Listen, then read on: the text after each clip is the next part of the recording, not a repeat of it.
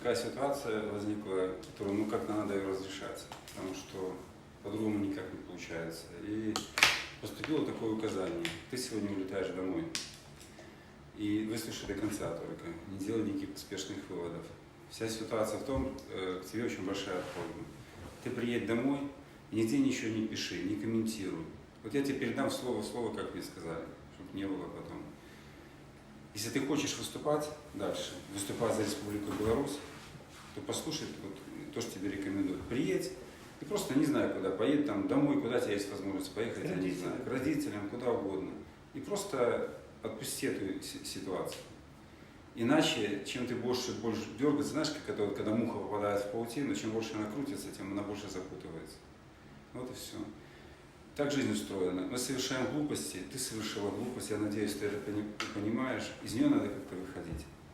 Понимаете ли вы, что вы тоже совершили глупость? Кристина. Ну, это будет судить уже Кристина. Да. Нет, ну вы мне скажите, или вы считаете, что вы ничего не сделали? Я нет, ничего не сделал. То есть ну, не надо было меня в известность ставить, да? Еще раз тебе объясняют. Тебе еще раз объясняют. Ты прежде всего должна, ты выступаешь за команду Республики Беларусь. Ну понятно, Ты должна была заступать. Ты не виновата в том, ты виновата в тех обвинениях и комментариях, которые ты давала. Ты же пойми, ты на всю страну обвиняешь людей, не разобравшись в чем и как, понимаешь? Вот ты это должна понять. И ты сопоставь, вот твоя глупость, она могла, знаешь, повлиять на что? Люди потеряли бы работу. У людей есть семьи. А это судьбы. Понимаешь ты или нет? Тоже. Своей глупостью ты могла сломать судьбу людей, Кристина. Но люди тебе прощают это не самое главное, понимаешь? Еще, может, и выводы подвели. Да. Мы хотим тебе помочь, чтобы эта ситуация забылась и закончилась. Каждый человек в своей жизни совершает ошибки, понимаешь? Ну, Другой вопрос, как он и... да. После Не ошибки. сообщали тебе, потому что никто не планировал, что ты побежишь. Тебе кто-то просто подначил, кто тебе прислал эту картинку, а ты поддалась на эти эмоции.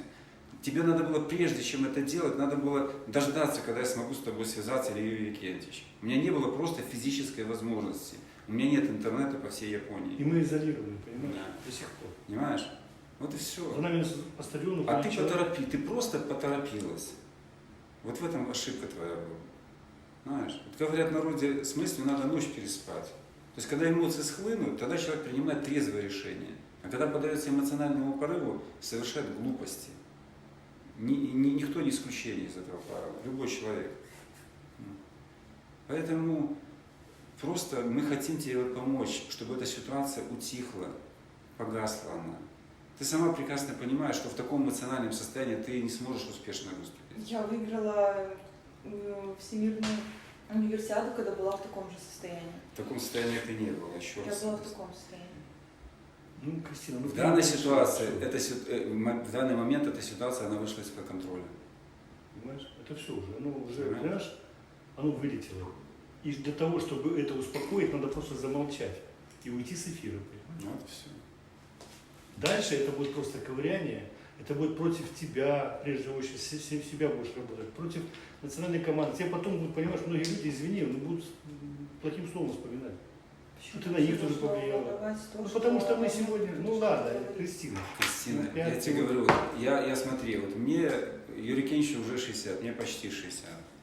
Я в жизни тоже совершал глупости. И если раньше я считал, что я в какой-то степени был прав, то сегодня я на эти вещи смотрю совершенно по-другому. Понимаешь? С высоты прожитых лет. Да. Мы можем только адекватно оценить свои поступки, когда мы проживем какой-то отрезок времени. В молодости мы горячие все. Я такой же был, поверьте мне. Я за это очень сильно поплатился. Но когда я обижался на людей долгие годы, сегодня я еще хочу даже, может, в какой-то степени спасибо хотел бы сказать этим людям, которые со мной поступили жестко. Понимаешь? Поэтому я тебя понимаю прекрасно. И никто тебя не собирается здесь судить, казнить или еще и так далее, и так далее. Мы хотим помочь тебе выйти из этого положения. Самое лучшее лекарство – это время. Понимаешь? Вот и все. И спокойствие. Да. И просто вот совет такой, ну просто вот искренне желающего помочь тебе человека, оставь эту ситуацию, не подбрасывай дров в огонь, погаснет. Будешь подбрасывать, он будет гореть и разгораться больше. Вот и все, обожжешься. И все обожгутся, не одна ты. Ну, Это как болячка. Вот ты не дашь ей зажить, опять и ковыряешь. Понимаешь? Оставь в покое. Говорят мудрые люди, полюби болезнь, и она тебя отпустит. А не зли, что тебе там что-то. Понимаешь, это мудрые вещи. Люди ведь тысячелетиями наживали такие мудрые выводы, понимаешь? Тысячелетиями. Не за 10, не за 100, а веками подмечали, говорили.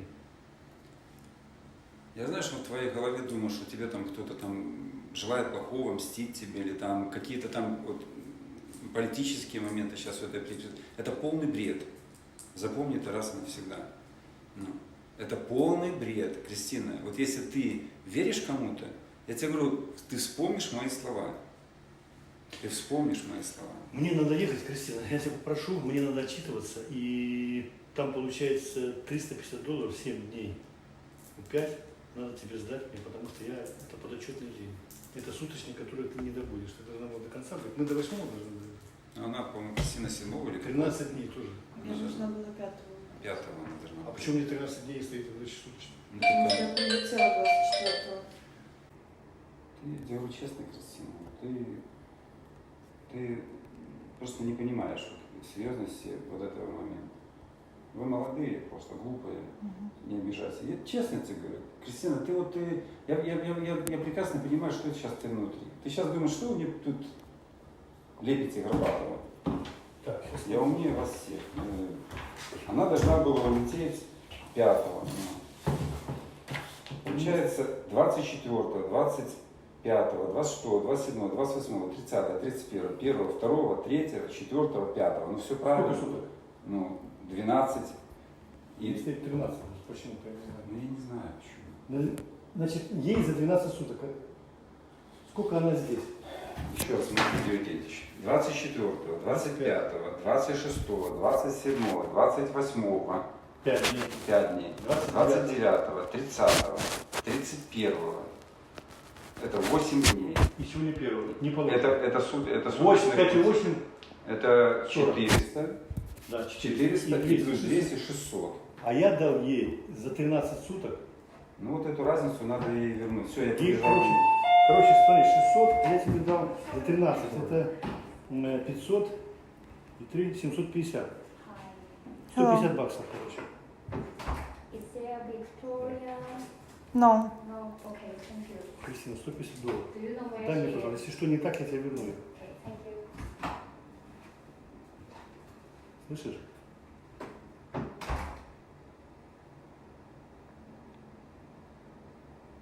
Кристина, я опаздываю.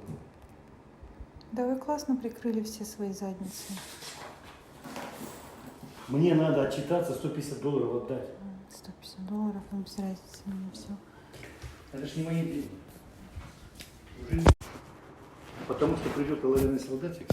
Вот, понимаешь, я не боюсь, мне уже 7-й десяток.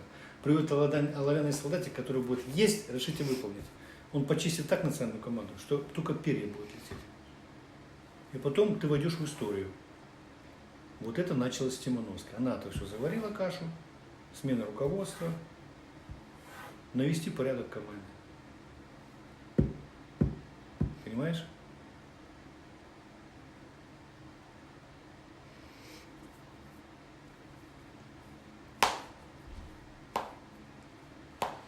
Ну что, послушаешь меня последний раз? Мою просьбу выполнишь? Я думаю, что это ничем не закончится хорошим для меня. Ну а что тебе закончится хорошим, что ты останешься? Ну, Вот в любом скажи. случае это закончится одинаково. Нет. Кристина, вот поверь мне, нет. Ты слышала, министр сказал? Ну, он мне потом сказал. Понимаешь? Это не подчинение уже будет. Это будет не подчинение. Сегодня подвешен даже, не только я, подвешен даже вице-президент НОКа Довголенов. Я тебе говорю, ты хочешь войти в историю? И он тоже за, чтобы было до конца, но когда уже тема развилась до такого варианта, что уже невозможно, он меня попросил тоже с тобой поговорить по душам. Я еще думаю, что может министр. Но видишь, это не тоже, это не все от него зависит уже, к сожалению. Вот выброшенное слово.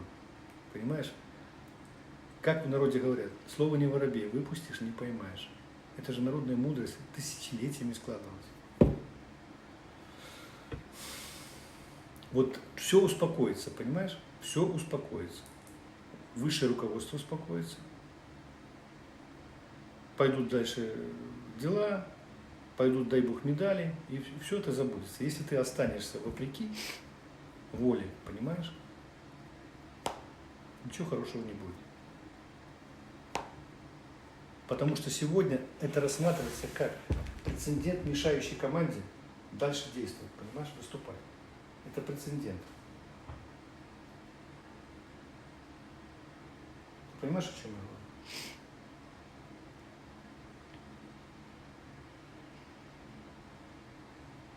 Ну, ради команды ты можешь это сделать? Ради нас. Ничего тебе не даст бег на 200 метров. Уже ничего не даст. Это не та ситуация, что вы хотите доказывать обратное, понимаешь? Это уже не та ситуация. Она уже против нас направлена.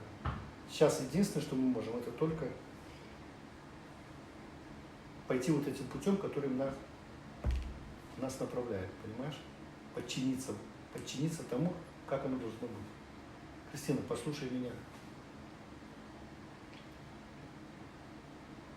Вот ты опять наступишь на те грабли. Очень, очень далеко ушло. На все виды спорта ушло. Не только. Я вот сегодня иду, поднимаюсь здесь. Они ж не знают, что я поэтому не видят. Идут там, я не знаю, представители какой-то команды и начинают обсасывать. Я вот не хотел тебе говорить. Это ж надо, блядь, такие вещи заявлять. Понимаешь? Это уже далеко пошло. Это уже круг пошел, вот как камень больше, он уже пошел далеко. Напряжение было, медали не было. Это сегодня спасение медаль. Еще она немножко сняла, нивелировала. Но это надо сделать, Кристина. Я тебе просто вот прошу это понять и принять. Вот вера, говорит, православная. Понимаешь? Она говорит так: смирись. Смирение человека растет, понимаешь? Смирись. Не выставляй свою гордыню. Второй я тебе гордыня буду говорить: нет, не надо, ты что? И начинает тебе опять вот круговорот дьявола брать и крутить тобой, понимаешь? Вот так люди суицидом заканчивают, к сожалению. Вот у них дьявол захватывает, потом говорит: да ты должен это доказать кому-то. Выпрыгни с балкона. Ай, как они будут хвататься за голову и сожалеть потом. Это ж мы довели. Знаешь, что самое интересное? Что народ скажет: ну дура, могла бы жить. Кому ты что доказала?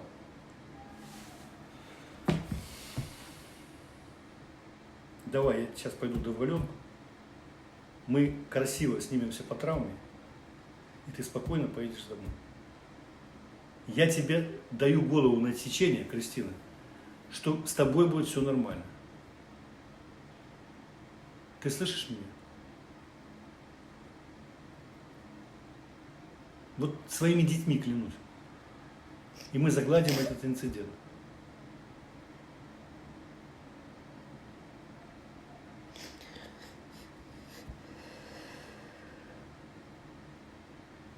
Такова воля сегодня, понимаешь? Ее надо смириться. Для спасения, понимаешь, остальной ситуации надо смириться.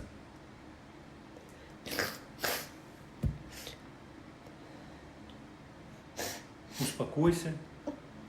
Все будет хорошо, я тебе обещаю. Вот все будет хорошо. Я не за свою задницу трясусь, понимаешь? Я за команду и за всю обстановку здесь, которая сейчас... Ты просто не представляешь. Я тебе не все еще говорю. Лучше тебе сейчас, знаешь, вот сесть и уехать. Все будет спокойно, билет завтра сядешь, спокойненько уедешь и забудешь на время, отвлечешься. Потому что вот в этой обстановке, понимаешь, тебе вообще нельзя даже оставаться просто в такой моральной обстановке, понимаешь? Ну нельзя оставаться. Ты этим ничего никому не докажешь, ни себе, ни другим. Просто усугубишь ситуацию.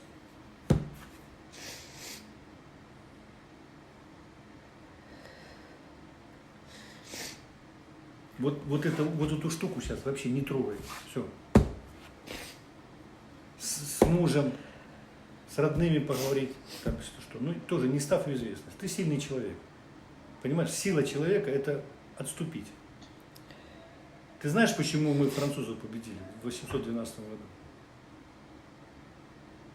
Потому что был мудрый руководитель Кутузов. Было Бородинское сражение. Оно не закончилось ничем. То есть встретились, набили друг друга, отступили. Что делает Кутузов? Кутузов говорит, надо отдать Москву. Ты знаешь, какой был там переполох? Да вы что, Москву, французам? Он говорит, надо отдать, надо отойти. И русские войска ушли за Москву. Правда, спалили Москву. Представляешь, как какого-то было? Сожгли Москву, она так деревянная была. А ты знаешь, почему Наполеона победили? Потому что Наполеон пришел своими войсками в Москву, они награбились, накушались, разграбили все эти церкви, там, золото набрали. А Даша уже, это не воин, который награбился, он уже думает, как бы выжить и домой это все завести. Вот понимаешь, что такое ход назад? И потом Кутузов вошел в историю до сих пор как человек, который мудро победил французов. Поэтому, когда вот бывает такая ситуация, это как в дзюдо, знаешь, использовать силу соперника. Он на тебя прет, а ты уходишь, и он же своей силой себя валит. Вот эта ситуация, когда тебе надо поступить мудро, я тебя прошу, послушать меня. Вот видишь, даже хорошо получилось, что я вот...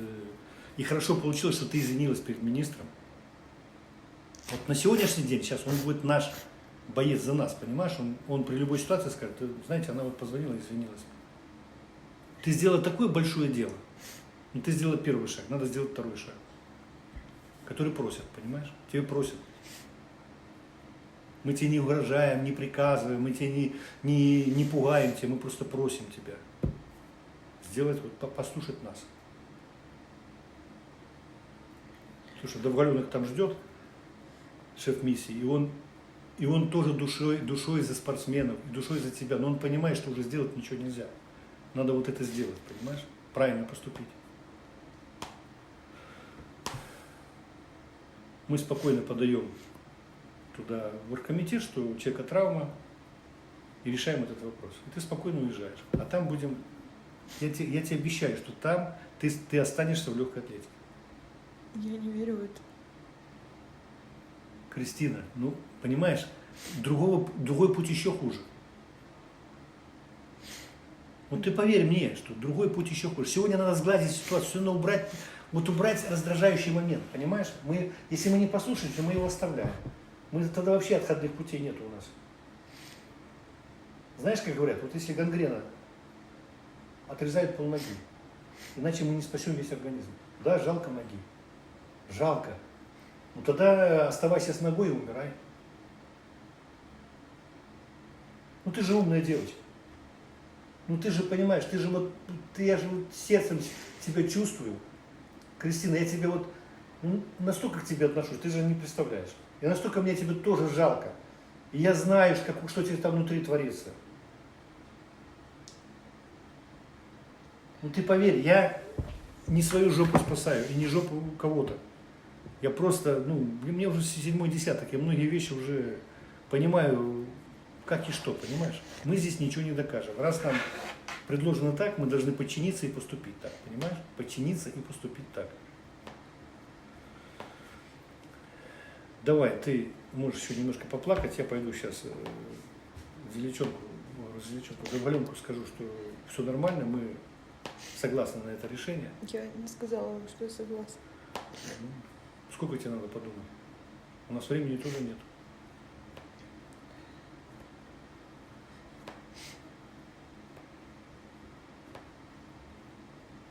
Вы думаете, что это если я сейчас так сделаю, я вернусь домой, я захочу дальше заниматься спортом? Почему нет? Если даже вы меня оставите? Ну подожди, вот хорошо, ты дальше доказываешь кому что?